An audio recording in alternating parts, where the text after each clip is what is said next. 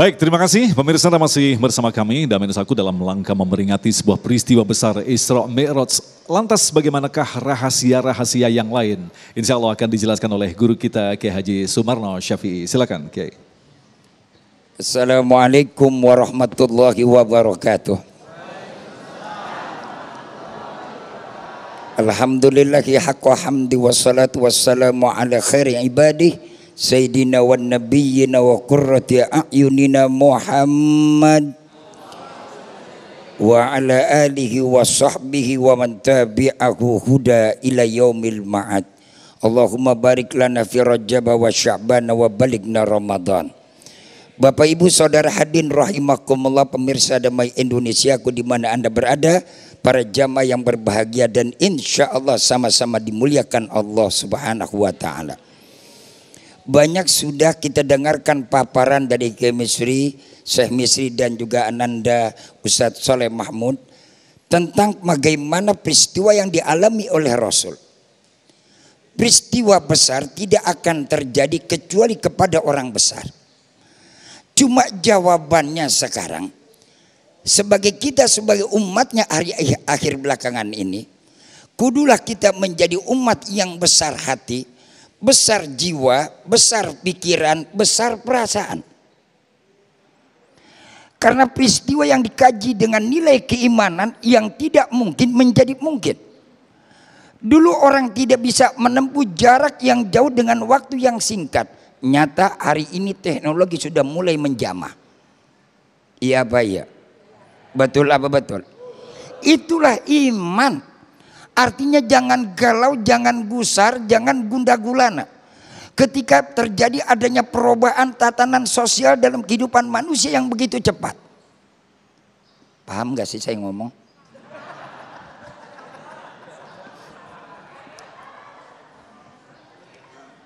Ini kan ringan-ringan berat. Udahlah saya nggak ngupas yang begitu jauh jangkauannya. Intinya sekarang Allah sudah berikan konsep untuk menjawab bagaimana kegalauan hidup manusia ketika berhadapan dengan tantangan sosial, kemajuan teknologi yang begitu hebat dan canggih. Supaya kita tentram, maka diawali dengan peristiwa yang agung. Lahir inti oleh apa? Salat yang 5. Nih dari sini yuk. Halo? Paham? Sekarang kan banyak orang yang galau, kacau, lama-lama bikin kacau. Betul-betul. Setelah dia galau, kacau, dia bikin kacau. Ini yang berbahaya. Maka Allah Subhanahu wa taala berikan oleh-oleh kepada Rasul yang luar biasa. Zakat Allah perintahkan di bumi. Cukup malaikat Jibril. Haji yang gede banget kita keluar biaya, cukup di bumi. Puasa yang Ramadan kita nantikan besok datang kepada kita, cukup Jibril datang ke bumi. Tapi urusan sholat, Rasul langsung dapat perintah di Sidratil. What happened? Nah, ada apa Pak? Oh lihat ternyata. Yang pertama, aqimis sholata lidzikri. Membangun jiwa manusia untuk memiliki daya ingat, kekuatan komunikasi yang utuh kepada siapa? Our God. Understand? Allah. Rukun sholat ada berapa Bu? Bu, rukun sholat ayat seberaha? Nah lo 16, 15, ada yang 5. Ketahuan banget jarang ngajinya. Nih. Ada 13 tuh rukun sholat terbagi dengan 3. Rukun kolbi, rukun kauli, rukun. Masuk nih. Cukup nggak waktunya? Cukup nggak waktunya? Cukup kagak cukup kita cukup-cukupin aja. Yang pertama, yang membuat jiwa kita tenang kalau hati kita tuh ingat kepada Allah. Maka diawali sholat itu, yakni dibuka yufta'u bitakbir, diawali dengan takbir. Isyaratnya kita angkat tangan takbir Allahu Akbar.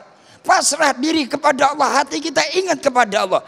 Orang zaman sekarang dengan berbagai macam peristiwa, persaingan hidup begitu ketat, baik sosial, ekonomi, politik dan segala macam.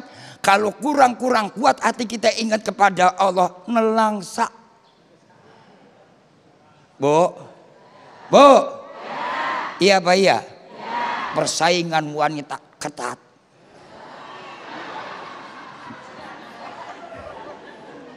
Bu, dengerin.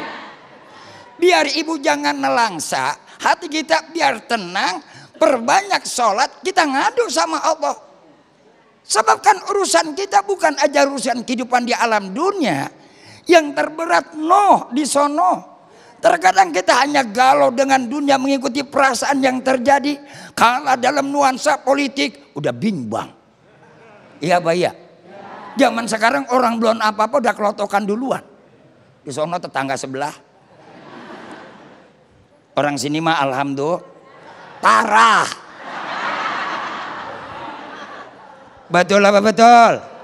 Iya Pak, iya. Persaingan bro, persaingan. Hidup memang persaingan. Kalau hidup nggak ada rival, nggak ada persaingan, statis, nggak dinamis, nggak maju. Betul-betul. Iya Pak, iya. Makanya ibu ketika mendapatkan persaingan bersyukur. Satu, hati biar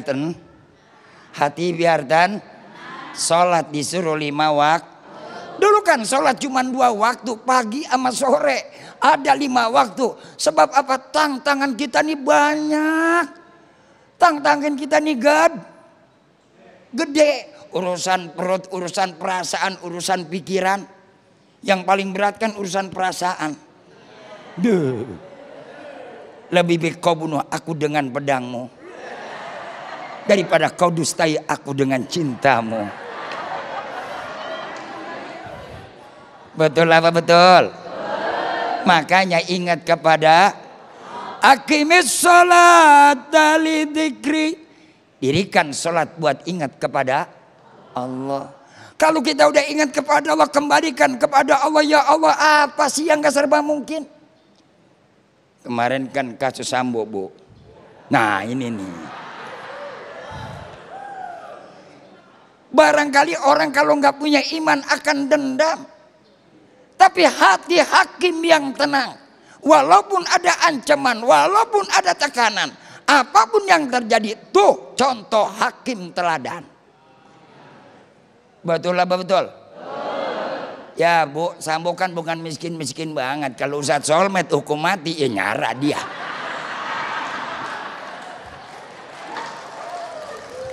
Betul apa betul? Iya Pak, iya. Ada duit gelontoran Pak, jangankan Ustadz Solmed. Lah kita aja kadang-kadang lagi sholat juga hati kita masih kalah. Sholat, sujud, duit di kantong ngelinding nyariin kagak. Jujur aja dah kita mah. Iya Pak, iya. Benar apa benar? Mending banyak yang ngegelinding cuman 1000 perak logaman. Sampai ngegelinding ke tempat imam kenceng banget. Lah imam kagak gablek duit. Ditekep begitu sujud blok. Lah makmum di belakang teriak, "Mam, bukan punya lu tuh, Mam." Yang sebelah ngegeser, sholat sih ngomong. Yang belakang batal lo. Tuh gara-gara apaan tuh? Gara-gara apaan tuh? Yang kacau apa hati. Makanya orang gak ada yang berebut jadi imam. Jadi presiden mah berebut. Iya Pak, iya. Lah gak usah macam-macam, lu pada nyari duit. Kagak ada ngomong rakyat udah belakangan, duit. Jangan dikadali rakyat mulu lah. Rakyat udah jelas, rakyat udah paham, rakyat udah mengerti. Jangan jadi penipu rakyat.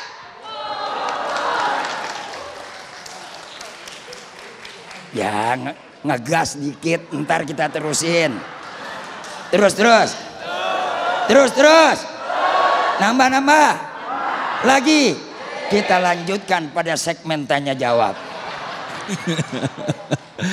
Baik, terima kasih Kiai Haji Sumarno Syafi'i, luar biasa sekali, semangat banget Masya Allah. Nah, insya Allah di 2 segmen ke depan kita telah menyiapkan segmentasi tanya jawab, namun waktunya sangat singkat. Insya Allah akan mendalami tema kita tentang Isra Mi'raj. Kita persilakan terlebih dahulu kepada Bapak Birowo, silakan. Langsung pertanyaannya, Pak.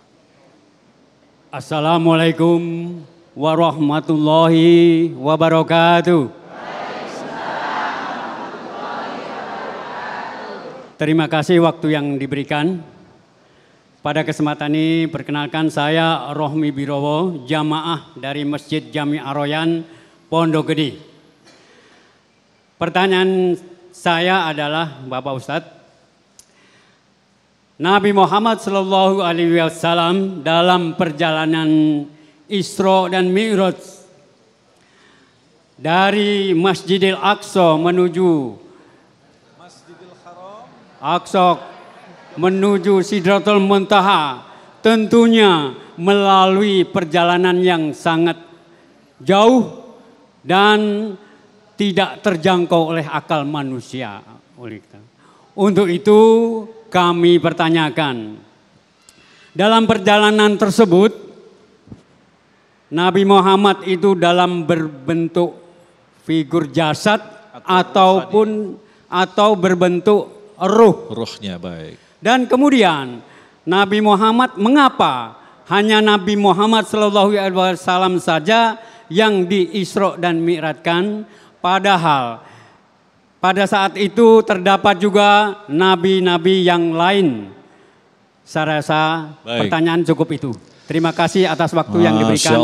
Wassalamualaikum warahmatullahi wabarakatuh. Salam. Baik, terima kasih Pak Biro. Ini pertanyaan yang sangat menarik sekali. Insya Allah kita akan jawab selepas pesan-pesan berikut ini. Tetaplah bersama kami, Damai Indonesiaku.